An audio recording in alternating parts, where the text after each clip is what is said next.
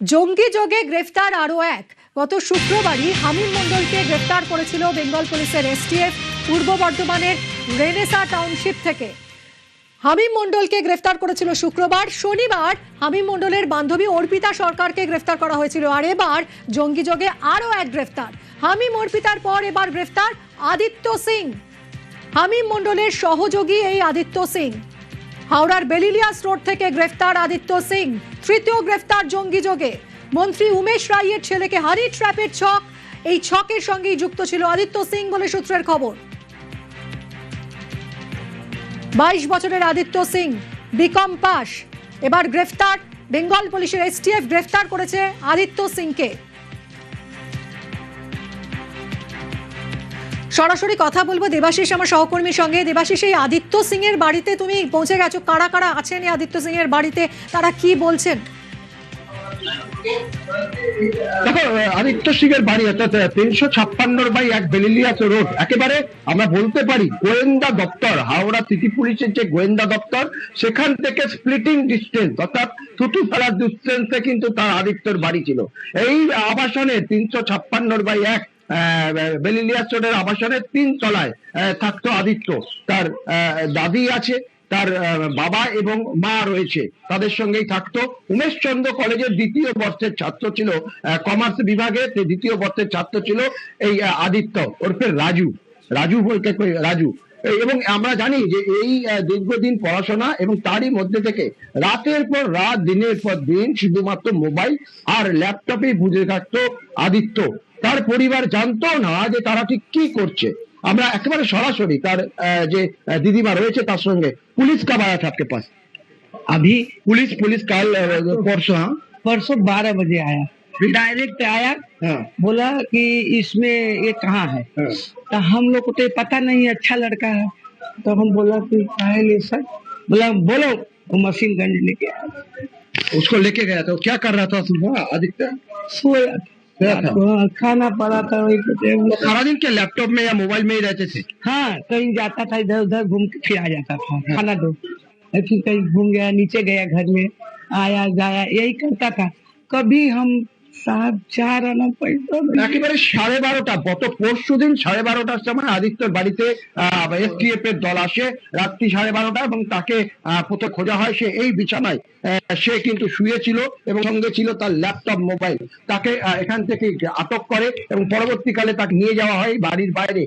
যেটা এই পরিবারের সূত্রে খবর যে কার্যত গাড়িতে বসে 3 থেকে 3.5 ঘন্টা এসটিএফ এর গাড়িতেই তাকে কিন্তু জিজ্ঞাসাবাদ করা হয়। পরবর্তীকালে পুলিশ আবার বা এসটিএফ এর যে তদন্তকারীরা আছে তারা এই বাড়িতে আসে, তাদেরকে হোম অ্যারেস্ট অর্থাৎ পরিবারকে হোম অ্যারেস্টেড পেপার, সেখানে তাকে যে বাড়ি থেকে গ্রেপ্তার করা হলো এই হোম অ্যারেস্টেড পেপার তাদেরকে দিয়ে তাকে গ্রেপ্তার করে নিয়ে চলে যায় এসটিএফ এর দল। এই আদিত্যর কি যোগ? সঙ্গে থাকো।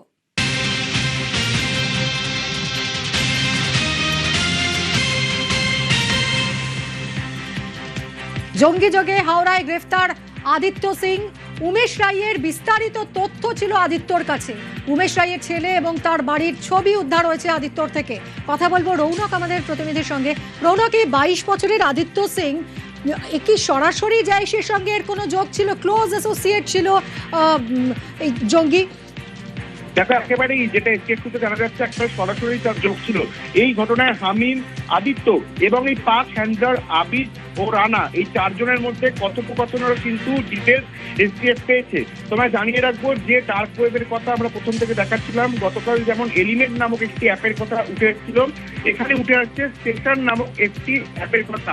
এটাও কিন্তু সেরকমই একটি সিঙ্গেল সার্ভার অ্যাপ এবং এই অ্যাপের মাধ্যমে দীর্ঘদিন ধরে তাদের পরবর্তী অ্যাসাইনমেন্ট কি হবে তার ব্লু প্রিন্ট দিয়ে এই 5 হ্যান্ডলারদের সঙ্গে আদিত্য এবং হামিম কথা বলতো। সেই অ্যাপের প্রত্যেক ডিটেলস কিন্তু ইতিমধ্যে চ্যাট ডিটেলস এসটিএফের তরফে খতিয়ে দেখা হচ্ছে। এবং তোমাকে জানিয়ে রাখবো 2 মাস আগে হাওড়ার নামক গোলাঘাটে হামিম মণ্ডলের সঙ্গে দেখা করেছিল আদিত্য সিং এবং তদন্তকারীদের সন্দেহ উমেশ রায়কে নিয়ে তথ্য সংগ্রহের জন্যই কিন্তু তারা দেখা করেছিলেন। এবং এসটিএফ সূত্রে বিষয়টি আমরা জানতে পারছি যে এই আদিত্য সিংই উমেশ রায়ের স্করপিও যে গাড়ির ছবি, তার বাড়ি এবং তার ছেলে যেখানে পড়তে যায় বা পড়াশোনা করে সেই সংক্রান্ত যাবতীয় তথ্য, ছবি এবং ভিডিও তুলে সেটা হামিমকে পাঠাতো। অর্থাৎ তাদের যে এই মডিউল, সেই মডিউলের সঙ্গে কিন্তু আদিত্য ওতপ্রোতভাবে জড়িত ছিল। এবং শুধু তাই নয়, এই সেশন অ্যাপ অর্থাৎ ডার্ক ওয়েবের আরো একটি মেসেজিং অ্যাপ, এই সেশন অ্যাপের মাধ্যমেই আবিদ এবং রানা পাক হ্যান্ডলারদের সঙ্গে এই আদিত্য হামিমের মারফত হয়ে যোগাযোগও করতো এবং উমেশ রায় এবং তার ছেলের সংক্রান্ত যাবতীয় তথ্য তারা কিন্তু প্রেরণ করতো। অর্থাৎ কোন একটা নাশকতার ছক বা যে অপহরণের ছক হানির চাপে তারা ফোন দিয়ে এসেছিল, তার সঙ্গে কিন্তু অত্যন্ত গুরুত্বপূর্ণ ভূমিকা ছিল এই আদিত্যর। কারণ যাবতীয় তথ্য এই আদিত্যই প্রেরণ করতো পাক হ্যান্ডলারদের, এমনটাই সামনে আসছে। এবং সেই সেশন অ্যাপের যাবতীয় চ্যাট ডিটেলস ইতিমধ্যে তদন্তকারী আধিকারিকরা খতিয়ে দেখছেন। এবং সব থেকে গুরুত্বপূর্ণ যেটা, 2 মাস আগেই হাওড়ার এই নামক গোলাঘাটে হামিম আদিত্যর সঙ্গে দেখা করে। তাহলে কি এই অপহরণ বা হানি ট্র্যাপের যে তারা ফোন দিয়ে দিচ্ছিলেন সেটা একেবারে কোন একটা মধ্যে আলাপ হয়েছিল? আদিত্য আর হামিম কিভাবে প্রথম দুজনের মধ্যে আলাপ হলো এবং এই ধরনের কর্মকাণ্ড শুরু হলো? রৌনক, দেখো, এখনো পর্যন্ত জানা যাচ্ছে যে এই তো হামিম মন্ডল পিলখানায় থাকতেন এবং এই আদিত্য তিনি বেরিলিয়াস রোডের বাসিন্দা। সেই জায়গায় দাঁড়িয়ে প্রথমে তাদের সমাজ মাধ্যমেই আলাপ এবং পরবর্তীতে তাদের কিন্তু সামনাসামনিও তারা দেখা করেছিলেন।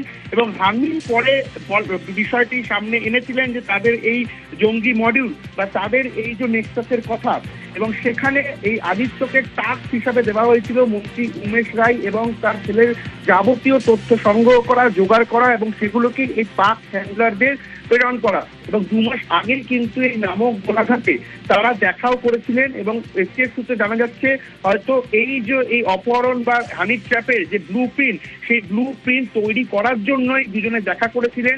এবং সেই সম্পর্কিত যাবতীয় কথোপকথন পাক হ্যান্ডলারদের সঙ্গে তারা এই সেশন অ্যাপ মেসেজিং অ্যাপের মাধ্যমেই বলতেন। সেই জায়গায় দাঁড়িয়ে দেখা হচ্ছে যে আদিত্য হামিম ছাড়া আরো কেউ এর সঙ্গে যুক্ত রয়েছে কিনা। কারণ তুমি দেখছো যত এই তদন্ত এগোচ্ছে তত কিন্তু একের পর এক ক্লু সামনে আসছে।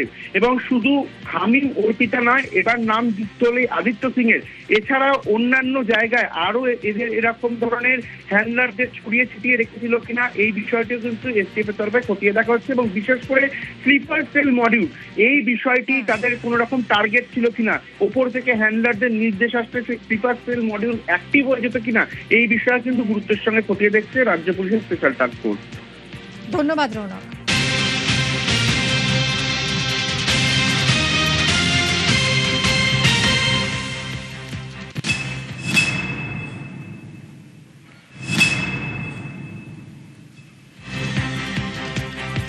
জঙ্গিদের হাওড়া লিঙ্ক, জঙ্গি যোগে হাওড়ায় গ্রেফতার আদিত্য সিং।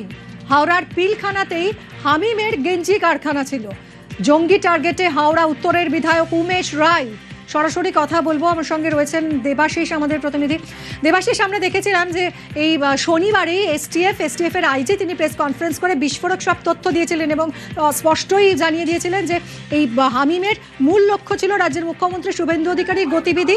এবং শুধু তাই নয়, উমেশ রায় এবং তার পরিবারও হিটলিস্টে ছিল এই জঙ্গিদের। আর এই উমেশ রায়ের যাবতীয় গতিবিধি, তিনি কখন বেরোচ্ছেন, কোথায় যাচ্ছেন, সব কিছু ট্র্যাক করতো কি এই আদিত্য? দেখো, একেবারে যে নমকগোলা ঘাটের কথা বলা হচ্ছে, সেই নমকগোলা ঘাট থেকে কিন্তু ঢিলচোড়া দূরত্বে রোজমেরি লেনে হচ্ছে উমেশ রায়ের বাড়ি। অর্থাৎ এই রোজমেরি লেন বা নমকগোলা ঘাট, এই ঘাট দিয়ে, এই এলাকা দিয়ে কার্যত কিন্তু আমরা দেখতে পাই যে আমরা জানতে পারি যে এই নমকগোলা ঘাট, এইখান দিয়ে প্রত্যেক দিন উমেশ রায়কে কিন্তু যাতায়াত করতে হতো যে কোনো ক্ষেত্রে। অর্থাৎ যদি ভোটের আগেও বলি, সেক্ষেত্রে তার সেখানে একটি পার্টি অফিস ছিল নমকগোলা ঘাটের একেবারে কাছে, সেখানে রোজমেরি লেন সেই এলাকায়। ফলে তাকে ট্র্যাক করা এই আদিত্য সিংকে ধরে, তার কারণ আমরা জানি হামিম মন্ডল তাকে হয়তো উমেশ রায় বা একটি বিজেপি ক্যান্ডিডেট তাকে পাত্তা দেবে না বা তাকে সেভাবে ঘনিষ্ঠ হতে দেবে না। ফলে সেই জায়গায় দাঁড়িয়ে আদিত্য সিং, একজন উমেশ চন্দ্র কলেজের 2য় বর্ষের ছাত্র, তাকে কাজে লাগানো। দেখো, এই মুহূর্তে আমাদের যে বই, অর্থাৎ আমরা একটা বই এখানে দেখতে পেলাম, সেখানে লেখা আছে how to talk to anyone. অর্থাৎ এই যে এটা কিন্তু পাঠ্যপুস্তকের মধ্যে না থাকলেও আদিত্য কিন্তু সবসময় এই বইটা নিয়ে ঘুরে বেড়াতো, সেটা তার দাদি বলছে অর্থাৎ তার দিদিমা বলছে। পাশাপাশি বইয়ের ভিতর থেকে একাধিক কাগজ, সেই কাগজ আমরা দেখতে পেয়েছি, বেশ কিছু কাগজ যেখানে রয়েছে, রেপ্লিকা রয়েছে বেশ কিছু, একাধিক কাগজ, সেটি কিন্তু বেশ সন্দেহজনক। তার কারণ একটা হানি ট্র্যাপ করতে গেলে যেসব কাগজপত্র লাগে বা একটি ছেলেকে ইমপ্রেস করাতে যেসবগুলি লাগে সেই সব কিন্তু আছে এই বইটির মধ্যে। বাই জান অর্থাৎ এইরকম ধরনের চিরকুট একাধিক এই বইয়ের মধ্যে রয়েছে। আর এই বইটি পড়াশোনার ফাঁকে এই বইটিকে কিন্তু সবসময় আদিত্য নিয়ে রাখতো বলে তার পরিবার তরফ থেকে জানানো হচ্ছে। আদিত্য সিংকে ধরে একেবারে উমেশ রাইয়ের ছেলে তাকে হানি ট্র্যাপ করার চেষ্টা চলছিল, যেটি কিন্তু এসটিএফ সূত্রে খবর পাওয়া গেছে। তবে তাদের পরিবারের দাবি তাদের ছেলে কি করছে না করছে তারা বুঝতে পারতো না, কারণ তাদের পরিবার তারা কেউ শিক্ষিত নয়। ফলে তার ছেলে ল্যাপটপ নিয়ে বা মোবাইল নিয়ে দিনের পর দিন সারা রাত, এমনকি এটাও জানা যাচ্ছে যে আদিত্য কিন্তু বেশি বাইরে থাকতো না, সে সবসময় ঘরে থাকার চেষ্টা করতো। ও কি সবসময় ঘরে থাকতো? বাইরে বেরোতো না? ইয়াং ছেলে তো বাইরে বাইরে যেত স্যার, ও কম যেত, বেশ পাড়ার মধ্যেই থাকতো, কম বন্ধু ছিল, কার সঙ্গে বেশি কথা বলতো না স্যার। এই শুধু ঘরে বসে কম্পিউটার ল্যাপটপে সব চালাতো স্যার। একেবারে মানে পাড়ার যারা রয়েছেন তারাও কিন্তু বলছে আদিত্যকে সেভাবে বাইরে ঘোরাঘুরি করতে দেখা যাচ্ছিল না বেশ কয়েকদিন আগে। এর আগে বেশ ভালো, অর্থাৎ সে খেলাধুলা করতো, সে বাইরে ঘুরে বেড়াতো। বেশ কিছুদিন হলে সে কিন্তু পুরো গৃহবন্দী হয়ে যায় এবং তার সঙ্গী হয়ে যায় ল্যাপটপ আর মোবাইল। আর সেই ল্যাপটপ মোবাইল কিন্তু ইতিমধ্যে এসটিএফ তা কিন্তু বাজেয়াপ্ত করেছে, সেটিকে পরীক্ষা করে দেখা হচ্ছে। দেবাশিস, বাড়ির লোক বুঝতেই পারেনি যে ঘরের ছেলে সারাদিন যে ঘরে থাকে, ল্যাপটপ নিয়ে বই নিয়ে বসে থাকে, সে কি মারাত্মক কাজে লিপ্ত হয়েছিল।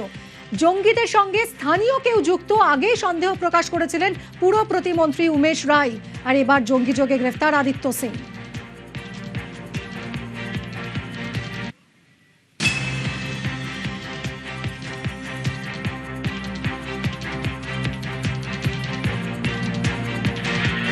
যে আমাকে থ্রেট করেছিল পাকিস্তান থেকে, সে আমাকে একদিন একটা আমার অফিসের ভিডিও পাঠিয়েছিল, পরে আমার গাড়ির ছবি পাঠিয়েছে।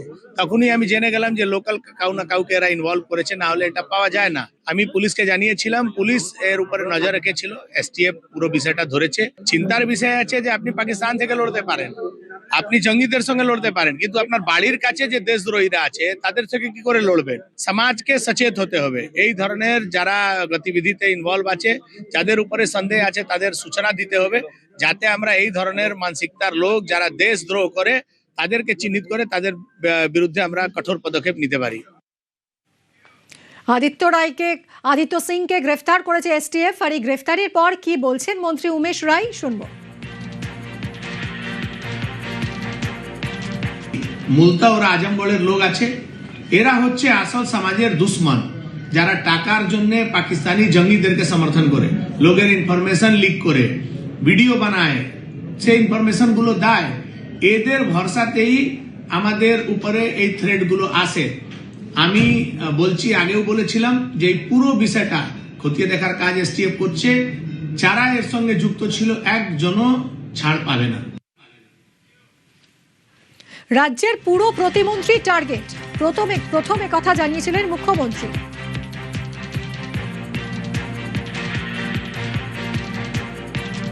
শুধু আমি তো নয়, কালকে এসটিএফ বলবে, কালকে শুনবেন।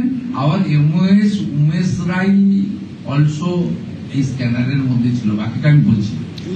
ভেরি সেন্সিটিভ ইস্যু, প্লিজ এর থেকে বেশি আমাকে দিয়ে বলাবেন না।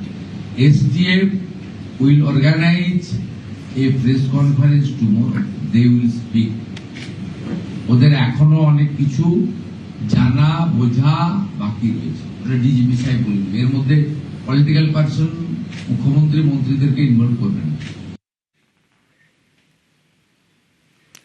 জঙ্গি যুগলের পাক লিঙ্ক, পাকিস্তানের জঙ্গি হ্যান্ডলারদের সঙ্গে সরাসরি যোগ হামিম অর্পিতার। নেট দুনিয়ার চোরা গলিতেই সন্ত্রাসের জাল ছড়ানোর যোগসাজশ।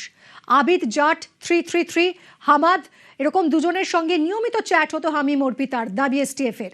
কি কথা হয়েছিল তা জানতে দফায় দফায় জেরা এই দুজনকে। আমরা কয়েকটা জিনিস খুব সিরিয়াস জানতে পারলাম। যাদের সঙ্গে হামিমের খুব ক্লোজ ইন্টারাকশন চলছে। সেই হ্যান্ডেলের নাম আছে রানা, একটা ছিল উজায়ের, একটা ছিল আবিদ জট 333 হামাদ, এইরকম কয়েকটা হ্যান্ডেল সঙ্গে ওর হোয়াটসঅ্যাপ কিছুটা ইনক্রিপ্টেড চ্যাট পোর্টালস আরও আছে, যেমন টেলিগ্রাম আছে, এদের নিজেদের মধ্যে কমিউনিকেশন স্টার্ট হয়। কমিউনিকেশন ডিটেলস মধ্যে যখন আমরা গেলাম তো আমরা দেখলাম কি এই হ্যান্ডেলস পাকিস্তান থেকে অপারেট হচ্ছে, আর শেহজাদ ভট্টি গ্যাং যে আছে তাদের সঙ্গে, শেহজাদ ভট্টি গ্যাং যে পাকিস্তান থেকে অপারেট হয় তাদের সঙ্গে যুক্ত আছে। Shehzad Bhatti gang as such is known to have very close contacts with ISI। ये जो बांग्लादेश से और पाकिस्तान से स्लीपर सेल जो है ना, घुसपैठिया TMC के टाइम पे यहाँ पे घुस के बैठे थे। उस टाइम में no fencing more than 500 kilometre, कभी भी आओ कभी भी जाओ। ऐसे आतंकवादी पश्चिम बंगाल में बहुत है। अमोनियम नाइट्रेट से लेके बहुत सारे चीज जो दिल्ली में गया है, जो वेस्ट बंगाल के ऊपर से बांग्लादेश से आया हुआ है, मोर देन 70%, सबको पता है।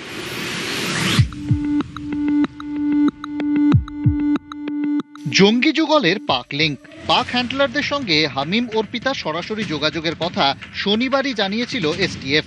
সূত্রের খবর, হ্যান্ডলারদের সঙ্গে অর্পিতার টানা কথা হতো মূলত হানি ট্র্যাপ ফেলা নিয়েই। এছাড়াও একাধিক চ্যাটের খোঁজ পেয়েছেন তদন্তকারীরা।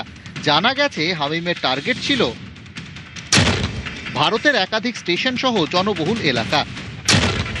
সূত্রের খবর, হামিমের ফোনে উদ্ধার হয় একাধিক রুট ম্যাপ। হামিমের পাক লিঙ্ক স্পষ্ট হতেই তাকে দফায় দফায় জেরা করছেন তদন্তকারীরা। হামিমকে জেরা করে আরো বেশ কয়েকজন পাক হ্যান্ডলারের নাম পেয়েছেন তদন্তকারীরা। এছাড়াও তদন্তে গুরুত্ব পাচ্ছে হামিমের পুলিশের উর্দি জোগাড় করার কারণও। STF সূত্রে খবর, দিল্লির যন্তর মন্তরে ধর্ণা শেষের ফলে বিপাকে পড়ে হামিম ও শেহজাদ ভট্টি গ্যাং। পুলিশের উর্দি জোগাড়ের আগেই ধর্ণা শেষ হয়ে যায় যন্তর মন্তরে। এখন তদন্তকারীরা জানতে চান, পুলিশের পোশাকে নাশকতার নির্দেশ দিয়েছিল কে? হ্যান্ডলারদের সঙ্গে কি কথা হয়েছিল হামিম অর্পিতার? কোথায় কোথায় নাশকতার পরিকল্পনা ছিল? হামিমকে জেরা করে আরো তথ্য পেয়েছেন তদন্তকারীরা। অল্প বয়সী বেকার যুবকদের মগজ ধুলাইয়ের পরিকল্পনা ছিল হামিমের। মগজ ধুলাই করে জঙ্গি কার্যকলাপে ব্যবহারের পরিকল্পনাও ছিল হামিমের। সমাজ মাধ্যমে সক্রিয় এমন যুবকদেরই টার্গেট করা হয়েছিল। হামিমের কাজে খুশি ছিল শেহজাদ ভট্টি গ্যাং। দুবাই যাওয়ারও অফার করা হয় হামিমকে।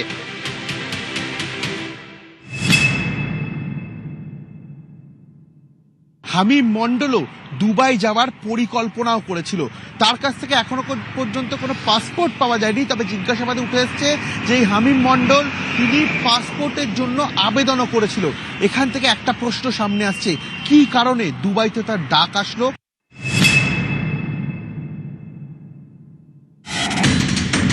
সোশ্যাল মিডিয়ার রিল এবং চ্যাটিং এর আড়ালে লুকিয়েছিল এক ভয়ঙ্কর ষড়যন্ত্র। পাকিস্তানের জঙ্গি হ্যান্ডলারদের সঙ্গে ঠিক কি কথা হয়েছিল হামিম ও অর্পিতার? কোন গোপন চক্রান্তের জাল বোনা হচ্ছিল নেট দুনিয়ার চোরাগলিতে? সমস্ত জট খুলতে এখন ধৃত জঙ্গিকে লাগাতার জেরা করছে STF। নিউজ 18 বাংলা।